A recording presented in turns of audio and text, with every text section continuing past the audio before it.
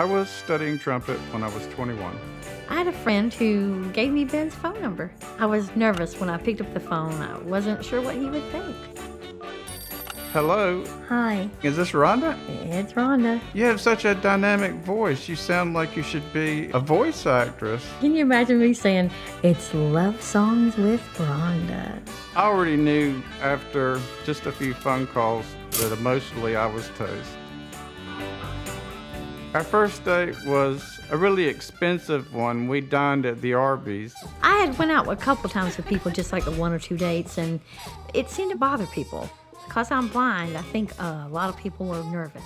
So I don't know, but I was nervous when he picked me up. We had a Jamocha shake. I love Jamocha shakes. So we sat there for a couple hours and talked. He talked about his trumpet and asked me what kind of music I liked. It was almost like talking to somebody I already knew. And I said, I'd like to marry somebody like you. And I thought, oh, how stupid can you be? You don't say that, but and Ben said, oh, well, let's get you home first. And I thought, oh, he's never gonna call me back now. We dated for 2 years. We went to a mall. I had the ring in my pocket, and I said, oh, I didn't mean to bring this with me. Can you hold it? And she put her fingers on it, and then she cried like a baby. It was 32 years ago when we got married. One funny part was trying to feed Ben cake, but I'm thinking, oh, I'm gonna get icing all over his face. I had no exposure to anyone in the blind or visually impaired community.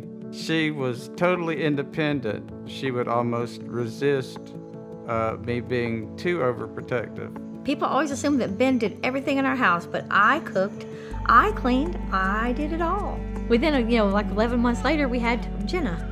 Rhonda was the most energetic mother that you'll ever see. I love Dr. Seuss, so I'd read them all those. I am Sam, Sam I am, I do not like green eggs and ham.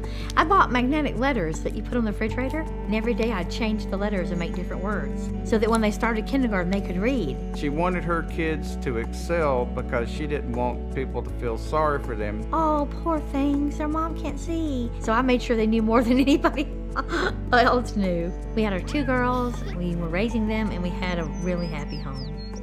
Then one day while I was driving, I started to see halos of light. He figured he'd been working too long, and I said, well, look, I think eyesight is a precious gift to have, and you shouldn't take it for granted. Well, I remember the doctor's office being very quiet and very solemn, and then he said, Mr. Partain, you have some pretty advanced retina damage in both eyes. Within the year, you'll be totally blind. The first thing I wondered is, how am I going to support my family? He was the one that drove, and he read the bills, and he purchased the groceries. So why would this be happening? This shouldn't be happening. Eventually, I would have been so withdrawn and depressed, maybe I would have just given up. She had dealt with this her whole life, and there was no excuse for me not to be able to do it. I showed him that there were programs on the computer that would magnify the screen. He liked to read the newspaper. And I said, you can still read the newspaper, only it's a different way. I have a whole new perspective. She basically put me through blind boot camp, and that's what saved my life.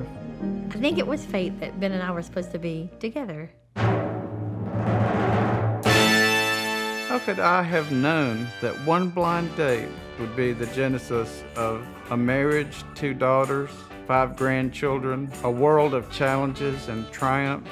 Life is never dull.